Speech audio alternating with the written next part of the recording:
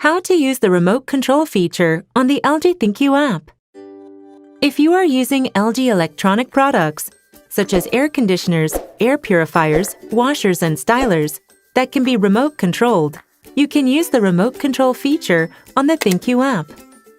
If you use the remote control feature, you can keep your home cool while you are out and set your washer to finish the laundry by the time you arrive home. Things to check before using the remote control feature. Check whether the wireless router is powered on and if the ThinQ app is installed on your mobile device. Let's take a look at the remote control feature.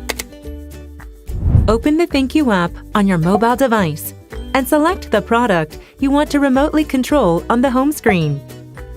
If the product is equipped with doors, such as washers, dryers, and stylers, or used to cook food, enable the remote control feature on the product in advance. Power on the product, close the door, and press the remote control button on the panel for more than 3 seconds. The remote control feature will be disabled once you power off the product or open the door.